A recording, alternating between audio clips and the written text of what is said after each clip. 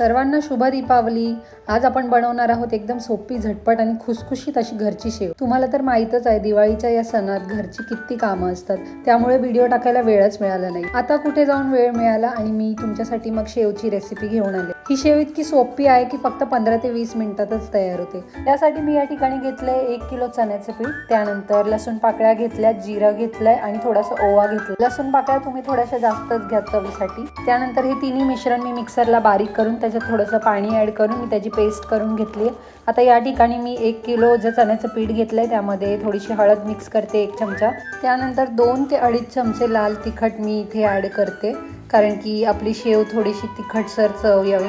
तुम्हाला जर शेव जास्त तिखट बनवायची असेल तर तुम्ही थोडा जास्त मसाला ॲड करा याच्यामध्ये। जर तुम्ही याच्यामध्ये तांदळाचं पीठ सुद्धा थोडंसं मिक्स केलं तर तुमची शेव अजून कुरकुरीत होईल, पण मी या ठिकाणी टाकलेलं नाहीये कारण मला चण्याच्या पिठाची शेव बनवायची होती।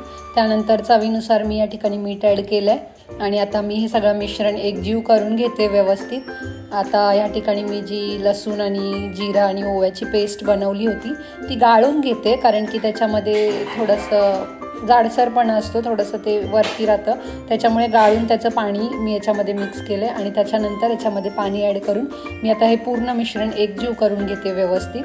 आता मिश्रण तुम्हाला एकदम पातळही नाही करायचं आणि खूप जाडही नाही ठेवायचं, एकदम मध्यम कन्सिस्टन्सीवरती ठेवायचं। आता तुम्ही या ठिकाणी पाहू शकता मी खूप छानपैकी हातानेच या ठिकाणी मिक्स करून घेतलंय, कारण की हाताने आपण जेव्हा मिक्स करतो ना तेव्हा त्याची कन्सिस्टन्सी खूप छान येते। आता हा आपला शेवचा जो मसाला आहे तो तयार झालेला आहे, यानेच आपण शेव बनवणार आहोत। तर एवढीच ही प्रोसिजर होती। त्यानंतर आता मी या ठिकाणी एक कढई घेतली आहे, तेल गरम करायला ठेवणार आहे। याच्यामध्ये तेल मी थोडीशी क्वांटिटी जास्तच घेतली आहे, कारण शेवचं प्रमाणसुद्धा जास्त आहे, त्याच्यामुळे आपल्याला या ठिकाणी तेलाची जी प्रमाण आहे ते जास्त लागणार आहे। आता शेव बनवण्यासाठी मला एक थाळी लागणार होती, छोटी बारीक आकाराची शेव बनवायची होती, त्याच्यामुळे मी ही थाळी घेतली आहे। आणि आता थोडंसं पीठ मी 10 मिनिटासाठी बाजूला ठेवलं होतं। आता तुम्ही पाहू शकता याची कन्सिस्टन्सी किती छान तयार झाली आहे। आणि आता मी सोऱ्या घेतला आहे शेव बनवण्यासाठी आणि त्याच्यामध्ये हे पीठ मी ॲड करते। पीठ घालून घेतलं आहे त्याच्यामध्ये व्यवस्थित, आणि ते जे झाकण होतं, जी थाळी होती ज्यानुसार मला शेव बारीक काढायची आहे ती मी लावून घेतली आहे खालच्या दिशेने। आणि आता हे मी व्यवस्थित पॅक करून, आपलं तेल गरम झालं आहे त्यामुळे आता याच्यामध्ये शेव बनवण्यासाठी मी ते गोल गोल गोल गोल फिरवून घेते, जेणेकरून आपल्याला अशा गोल गोल गोल शेव मिळतील आणि क्रिस्पी शेव तयार होईल। तर हे करताना तुम्हाला ते व्यवस्थित करावं लागेल। तर इथे माझ्यासोबत झालं काय की मी जी थाळी लावली होती खाली ती खूपच छोटी होती, त्याच्यामुळे या ठिकाणी खूपच छोटी शेव तयार झाली। तर हे माझ्या नंतर लक्षात आलं शेव बनवल्यानंतर, त्यामुळे मग मी ती थाळी चेंज केली आणि मग थोडीशी मोठ्या आकाराची थाळी लावून अशी शेव बनवून घेतली आहे व्यवस्थित। आणि तुम्ही पाहू शकता तेल गरम असल्यामुळे शेव एकदम परफेक्ट बनली आहे। आणि मला ज्या साईजची शेव पाहिजे होती, ज्या आकाराची शेव पाहिजे होती त्याच आकाराची शेव बनली आहे आणि खूप क्रिस्पी शेव बनली आहे। तर मी अशाच पद्धतीने सर्व जे 1 किलोचं पीठ तयार केलं होतं त्या सर्वांची शेव बनवून ठेवली आहे। आणि त्यानंतर ती त्याच्यामधलं जे तेल होतं ते गाळून घेतलं आणि मग तिचा एकावर एक असा डोंगर रचून ठेवला।